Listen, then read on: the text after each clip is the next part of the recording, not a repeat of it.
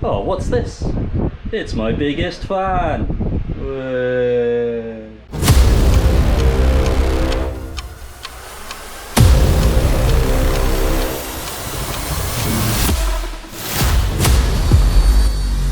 Hey guys, and welcome to a video from me here at Genestealer Wargaming, and this one is our first battle report. These are very much in the testing stages, so yeah, this kind of structure will be changing a lot. I'll be trying different things, so be sure to let me know in the comments what you like, what you don't like, what could be better. If you want to see more footage of the game, less footage of the game, if you want dice rolls and things like that, because it is currently much more of an overview. I recorded at local game store and it was the first time doing that, so I wasn't sure on background noise, space, you know, all those kind of things. So it is very simple for the first time, and very much in progress, and I'm learning on how I want to do them, how I want to put them together, etc. So yeah, be sure to let me know what you think of those in the comments, and any hints and tips would be great. So this battle is round one of the SWAG, the Southwest and Wales Amateur Gaming Club's league. You play one game a month, and luckily for me in round one I was drawn against my friend Matt. So yeah, my first trip back into playing 40k in many years, and having only played a few games with one of my other friends, just a few casual ones, relearning the game, it was good to be able to play someone I knew for the first round of this league, and I will be playing the Genestealer Cult, and Matt is playing the Chaos Daemons. So let's hop in and take a look at those army lists and see what I'm using and see what I'm going to be facing up against. Okay guys, so this battle is 1500 points, and here you can see my army list. So I'll go through the characters first of all. We have the Abominant with the Inscrutable Cunning enhancement. So he's a big beat stick, and Inscrutable Cunning gives the unit infiltrate, and if I target them with a stratagem, then on a 4+ I gain a CP. We have the Nexus, and he allows me to use a stratagem on his unit for free, and can do some shenanigans with blip tokens. The Primus is a bit of a beast. He allows me to redeploy 3 Genestealer Cults units after we finish deploying, which is amazing, and I use to fairly good effect in this game, I believe, but we'll get onto that in a minute. He also allows the unit full rerolls to hit, which when combined with the 20 neophytes that you'll see in a second is really, really good. We have a Reductor Saboteur. She's just a little bomb lobber. She'll come in, she'll blow something up with some demo charges. Got Lone Operative as well, so can just turn up in the backfield, secure some secondary objectives, and lob some bombs around.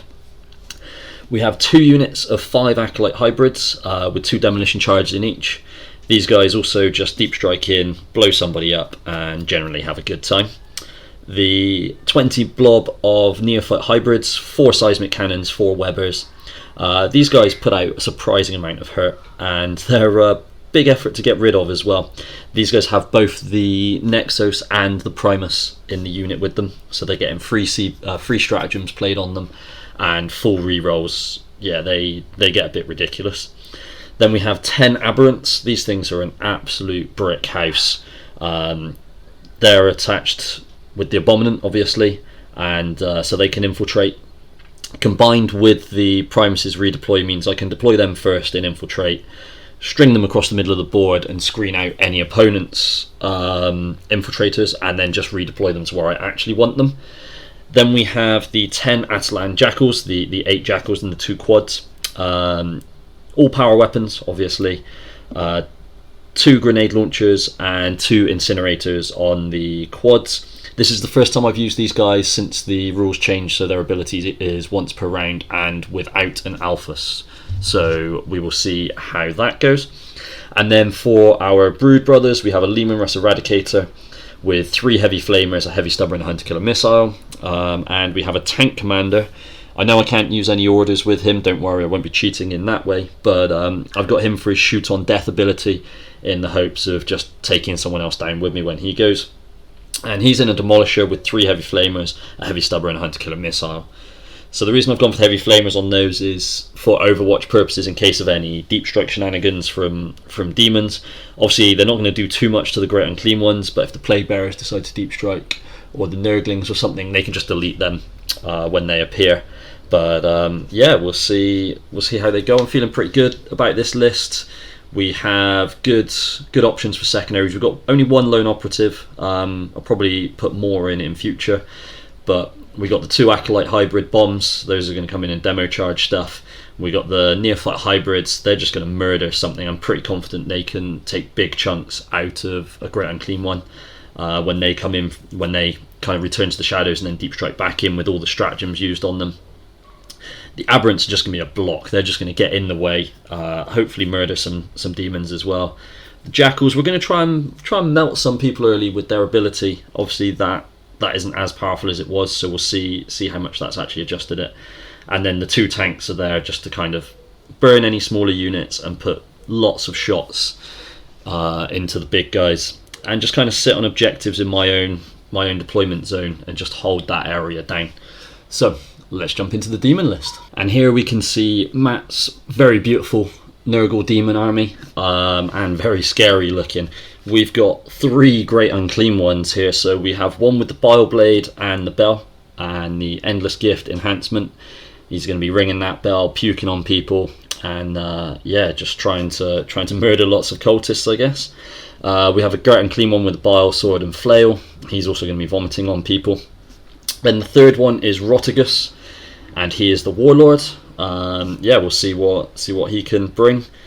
Then we have Spoilpox Scrivener. He's going to be running around sneezing on people, trying to infect them with the gifts of Nurgle, and he's going to join a unit of Plague Bearers. Then for the battle line, 3 little Nurglings, just to be a little bit of a pain, I think. Then 2 units of Plague Bearers, 10 in each, with all the icon and the instrument. And then 3 Beasts of Chaos, all units of 1. And yeah, we're expecting this list to be a challenge to take down. There's a lot of wounds, there's a lot of toughness, there's a lot of feel no pain in there as well. But yeah, I'm interested to see how these demons play. They've got just as many shenanigans for disappearing, teleporting, all those kind of good things as I do. They are more combat focused though, and I'm pretty sure the Aberrants can soak some of that up, and hopefully I can shoot some of the Great Unclean Ones off the board before they get too involved. But let's jump into the start of the game, see how we deployed, and see how we get on. My brothers, my sisters, our ascension day is here. I have heard the call of the 4-armed Emperor. He has come to claim us into his embrace. We rise, we kill these imperial dogs, and we take our place amongst the gods. Let us go. Take this city now. Wait, what is this? What is this filth? Okay, so here is the deployment. As we can see, the Genestealer Cult have set up in the ruins here. This is after my 3 redeploys, the Aberrants up on the top edge there. We got some Plague Bearers looking at their Great Unclean One there. Another unit of Plague Bearers, some Nurglings, and a big old Great Unclean One behind them. Okay guys, so here's the end of round 1. Fairly uneventful. The Aberrants moved up, took an objective. The Plague Bearers and Great Unclean One moved up to try and kill the Jackals that had dropped some mortal bombs on the Plague Bearers, and yeah, they suffered for their daring there. And on the right flank, the Demolisher put a big old shell into the Great Unclean One, but he did suck up most of it, to be honest. Yeah, that was quite disappointing, and the big blob of Acolytes went up into the shadows. They returned to the shadows to come down next turn. End of round 1 then, guys, and no points scored on either side. We have a 0-0. I had behind enemy lines and investigate signals, couldn't get either of those done, so I scrapped investigate signals. Matt had bring it down and no prisoners. He also couldn't secure either of those, with the Jackals managing to hold on and deny him those no prisoners points. He decided to discard bring it down, not expecting to be able to kill either of the Leman Russ anytime soon. So on to round 2. So the aberrants stayed on their objective. In my turn, the big blob came down over here and put some hurt on this guy. He survived though, annoyingly. Then in Matt's turn, this guy charged through the middle and did nothing to the demolisher. A couple of beasts came down. This beast did nothing to the tank, and this one killed the last ridge runner, so they're now in reserve. They passed their 4 up. We lost the unit of acolytes. Both their blips are here in this corner, and then down here the saboteur met her end to these plague bearers, and these acolytes, they got beasted, so we'll see if they can do anything about that. And Rotigus came down and spat on some people that have now ran away into the shadows in a very heroic manner. And that is the end of round 2. Round 2 then saw a lot of action and a lot of points scored actually. So the Genestealer Cults took 5 on primaries and then 10 on secondaries, completing both behind enemy lines and engage on all fronts. And the Chaos Demons took 10 points on primaries, 5 points on no prisoners, and 3 points on overwhelming force. So they put in an impressive 18 points on turn 2 to take the lead at the end of turn 2. And yeah, it's getting interesting now.